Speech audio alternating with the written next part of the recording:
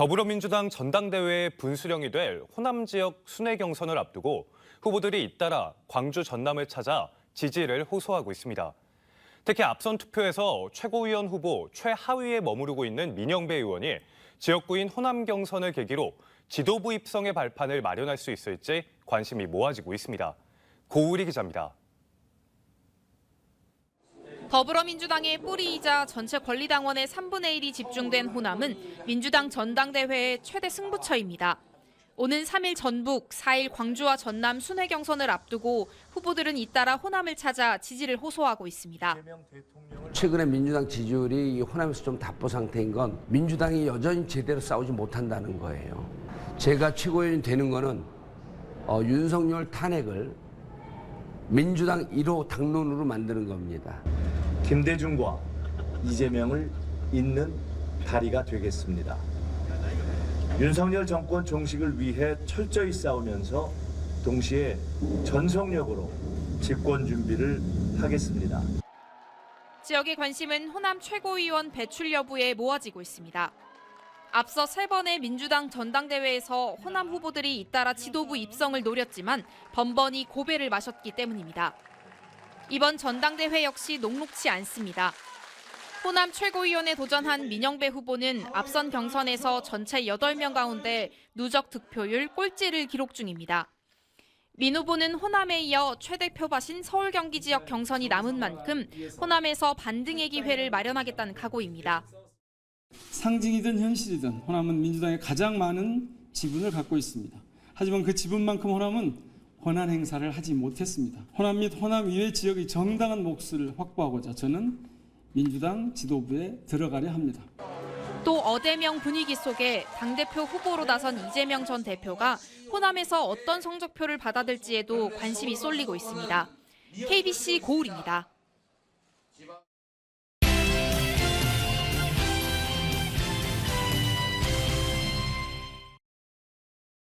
더불어민주당 전당대회가 한창 진행되고 있습니다. 특히 이번 주에는 호남 지역 합동 연설회가 있는데요. 최고위원에 출마한 민형배 의원을 스튜디오로 모셔 이야기 나눠보겠습니다. 후보님 안녕하세요. 반갑습니다. 우선 최고위원에 출마하신 이유가 궁금합니다. 예, 한마디로 말씀드리면 정권 탈환을 위해서 기여하겠다 이런 생각인데요. 제 슬로건이 정치검찰 해체, 윤석열 정권 퇴출, 민형배가 앞장서겠습니다 이런 거거든요. 그러니까 지금 윤석열 정권이 워낙 이 나라를 총체적인 위기 속으로 몰고 가고 있는데 이걸 무너뜨려야 한다. 그러려면 정치검찰을 먼저 손봐야 되고 그렇게 해야지 이 민주주의도 살아나고 민생도 회복할 수 있다. 그래서 첫 번째 목표는 두말할 필요 없이 정권 탈환이고요. 두 번째는 사실은 저는 호남 정치의 복원이라고 하는 이 지역민들의 열망을 좀 받들고 싶은 생각이 있습니다. 그러니까 그동안 이 광주 전남 지역민들의 정치적 요구가 중앙정치에 제대로 반영하는 통로가 좀 충분히 있지 않다라는 그런 비판이 있어서 이걸 제가 총선 때부터 그 선출직 당직에 도전을 하겠다라고 말씀을 드렸고 그걸 이행하려고 하는 그런 차원이 있습니다. 네, 앞선 3번의 전당대회에서 호남 의원들이 잇따라 최고위원에 도전했지만 모두 실패했습니다. 이유는 어떤 거 있을까요? 제가 이번에 다니면서 보니까 인지도가 좀 떨어지는 문제가 하나 있더라고요. 두 번째는 사실은 예전처럼 호남, 광주, 전남의 그 당원 비중이 그렇게 높지 않습니다. 전에는 여기서 함께 이렇게 지원을 하면 절대적이었는데 지금은 좀 그게 너무 부족한 것 같아요. 그런 두 가지 문제가 크게 있었던 거 아닌가 싶습니다. 지도부에 입성하시면 어떤 일을 가장 하고 싶으십니까? 예, 가장 먼저 말씀드린 것처럼 정권 탈환을 위해서 전력 투구해야 되는데 무엇보다도 그렇게 하기 위해서는 검찰개혁, 정치검찰 해체 작업을 앞장서서 해볼 생각입니다. 그리고 이제 아마 이 상황이 전개가 되면 개헌 문제가 필요할 거예요. 분권형 국가로 가는 그런 개헌에도 좀 당력을 좀 모아가는 그런 역할을 해보고 싶습니다.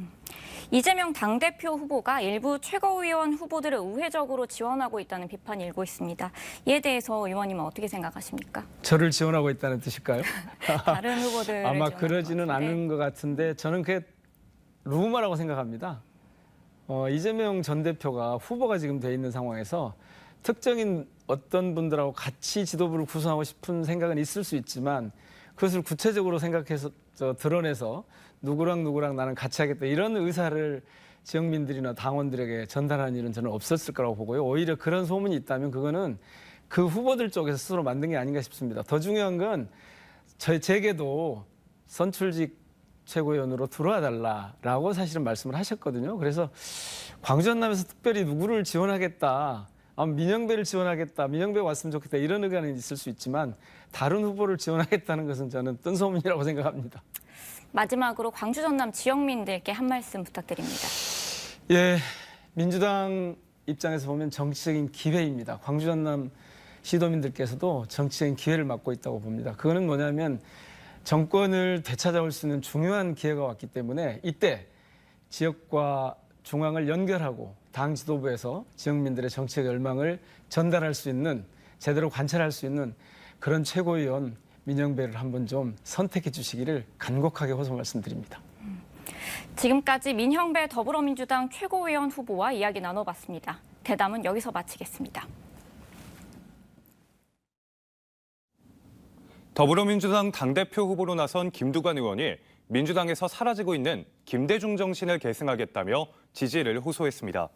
김 의원은 오늘 광주시의회 기자회견에서 이재명 후보가 대표를 지낸 지난 2년 동안 민주당은 내부 분열과 갈등이 심화되고 이재명 독주 체제가 만들어졌다며 이로 인해 외연 확대에 실패했다고 지적했습니다. 그러면서 윤석열 정부의 조기 퇴진과 정권 탈환을 위해서는 윤 대통령에 반대하는 모든 세력과 연대해야 한다며 민주당의 다양성과 민주성, 역동성이 살아 숨쉬는 김대중 정신을 되찾아달라고 요청했습니다. 이상민 행정안전부 장관이 광주 국립트라우마 치유센터를 찾아 지원을 확대하고 국가폭력 피해자 치유에 힘쓰겠다고 약속했습니다. 또 극심한 기후변화에 대비해 전남 나주의 풍수의 정비 사업 현장을 점검했는데요. 신대희 기자가 보도합니다. 이상민 행안부 장관이 국가폭력 피해자들의 치유와 회복을 돕는 트라우마 센터를 찾았습니다. 센터 운영진과 간담회를 하고 피해자들의 몸과 마음을 세심하게 돌보고 있는지 살폈습니다. 피해자와 그 가족분들의 마음의 상처를 치유하고 건강한 삶을 빨리 회복시키도록 하는 것은 국가의 당연한 임무고 이제 부족한 재원이나 이런 부분은 저희 행정안전부에서 재무당국과 꾸준히 협의를 해서 운영에 지장이 없도록. 5.18 민주화운동 희생자 유족들은 국가폭력 피해를 치유하는 공간인 만큼 트라우마 센터가 전액 국비로 운영돼야 한다고 말했습니다. 트라우마 센터는 매년 이용자 1,200여 명 이상을 치유해야 하는데 국비 지원과 전문 인력이 턱없이 부족합니다. 이 장관은 나주천 일대 풍수해 대비 사업 현장도 점검했습니다. 집중호우 때 침수를 예방하기 위한 배수시설 설치 현황과 영산대교 관리 필요성을 확인했습니다. 정부는 지자체하고 협력해서 비상시에 저지대 주민들이 신속하게 대피할 수 있도록 만전의 조치를. 재난에 대한 선제적 대응과 함께 국가폭력 치유에 정부의 적극적인 지원이 이뤄질지 주목됩니다. KBC 신대입니다. 폭염특보가 13일째 이어지고 있는 광주와 전남은 내일도 무더위가 지속되는 가운데 낮 한때 소나기가 내리겠습니다. 아침 최저기온은 광주와 목포 27도, 순천 26도로 평년보다 높겠습니다. 낮 최고기온은 구례 37도, 광주 34도, 무안 33도로 매우 덥겠고 밤사이 대부분 지역에서 열대야 현상이 나타나겠습니다. 내일 오후부터 저녁 사이 광주와 전남 내륙을 중심으로 돌풍을 동반한 5에서 20mm의 소나기가 내린 뒤 그치겠습니다. 기상청은 연일 무더운 날씨로 온열 질환 발생 가능성이 높은 만큼 수분과 염분을 충분히 섭취하고 야외 활동 자제를 당부했습니다. 한국농수산식품유통공사가 파리올림픽 국가대표 선수단 선전을 기원하며 국산 김치를 전달했습니다. AT는 현지 시각으로 지난달 31일 태극 전사들에게 한국산 포기김치, 깍두기, 총각김치 등 다양한 김치를 공수해 전달했다고 밝혔습니다. AT는 2020 도쿄올림픽, 2022 카타르 월드컵 등 국제적 스포츠 대회 때마다 국가대표 선수들에게 김치를 무상으로 제공하고 있습니다. 순천의 경제단체들이 지역 내 소비를 활성화하기 위해 지역 화폐 6억 원어치를 구매하기로 했습니다. 순천시는 상공회의소와 산단협의회, 순천농협, 순천광양축협 등 20여 개 기관 단체들과 지역경제 상생협의회를 열고 실물 경제 활성화를 위해 6억 원 상당의 순천사랑 상품권을 구매하기로 약정했다고 밝혔습니다. 이 밖에도 이번 상생협의회에서는 사회적 경제기업 제품을 공공구매하고 관내 식당의 지역사회 사용을 독려하는 등 다양한 지역경제 활성화 방안을 논의했습니다. 김동찬 광주경총 상임부회장이 임기 1년 만에 취업 불승인 판정을 받고 직을 내려놓게 됐습니다. 정부 공직자윤리위원회는 오늘 김동찬 부회장이 퇴직 전 업무와 밀접한 연관성이 있고 취업 이후 영향력 행사의 가능성이 있다며 취업 불승인 판정을 내렸습니다. 김 부회장은 윤리위의 취업 승인을 받아야 했지만 심사를 요청하지 않아 과태료를 부과받고 지난달 심사를 받았습니다. 고향이 같다며 차비를 빌리는 수법으로 할머니들에게 금품을 가로챈 70대가 구속됐습니다. 광주 서부경찰서는 지난달 29일 광주 서구 농성동의 길거리에서 70대 할머니에게 6만 원을 빌려 갚지 않은 혐의로 70대 A씨를 구속했다고 밝혔습니다. A씨는 지난 2019년에도 할머니들에게 25차례에 걸쳐 200만 원을 가로챈 혐의로 징역형을 선고받았고 경찰은 A씨가 누범 기간의 범행을 저지른 점을 고려해 구속영장을 신청해 발부했습니다. 등산용품 등 중고물품을 싸게 판다며 허위글을 올려 수천만 원의 판매 대금을 가로챈 30대가 구속됐습니다. 광주 서부경찰서는 지난 4월부터 7월까지 중고거래 사이트에서 등산용품과 캠핑용품 등 판매글을 올려 36명으로부터 2천만 원을 가로챈 혐의로 30대 A씨를 구속 송치했습니다. A씨는 지난 6월 예정된 영장 실질 심사에 출석하지 않고 달아나서도 범행을 계속했고 경찰은 여죄를 추적하고 있습니다. 전남 산림연구원이 이달 30일까지 무궁화와 대나무를 특별 전시합니다.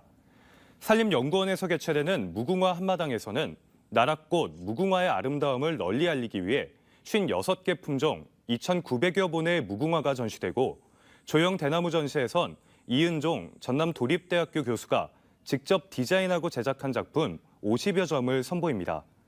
이 밖에도 전남산림연구원의 100년 역사를 볼 수 있는 사진과 기록물도 공유됩니다. 전남국립의대 설립 방식을 논의할 선정위원회가 구성됐습니다. 설립 방식 선정위원회는 보건의료와 대학 운영, 경제성을 논의할 전문가 15명으로 구성됐으며 위원장으로는 주영수 현 국립중앙의료원장을 선출했습니다. 위원회는 설립 방식 마련을 위한 도민 공청회를 오는 7일부터 9일까지 나주와 목포, 순천, 세 곳에서 차례대로 갖기로 했습니다. 고흥군이 국내 최고 유통업체인 홈플러스와 지역쌀 판매 촉진을 위한 업무 협약을 체결했습니다. 고흥군은 고흥쌀 판매 촉진과 농가 소득 증대를 위해 홈플러스와 업무 협약을 맺고 전국 매장의 햅쌀 주 거래처로 지역 농협인 흥양농협을 추진하기로 했다고 밝혔습니다. 고흥 브랜드 쌀의 홈플러스 매출액은 이미 70억 원을 넘어 올 상반기 역대 최대 매출을 기록했으며 올 연말까지 120억 원을 무난하게 달성할 것으로 기대됩니다. 지역 주민의 오랜 수건이었던 평동호수 누리길 사업의 예산이 확보되며 사업에 탄력이 붙을 전망입니다. 광주 광산구는 평동호수의 생태적인 장점을 활용해 지역 명소로 개발하는 평동호수 누리길 사업에 대해 전체 사업비 53억 원 중 행정안전부로부터 특별교부세 8억 원을 확보했다고 오늘 밝혔습니다. 광산구는 오는 2026년까지 평동호수에 자연친화 보행길과 데크길, 전망대 등을 조성해 주민 휴식 공간을 제공하고 이를 관광자원으로도 활용할 계획입니다.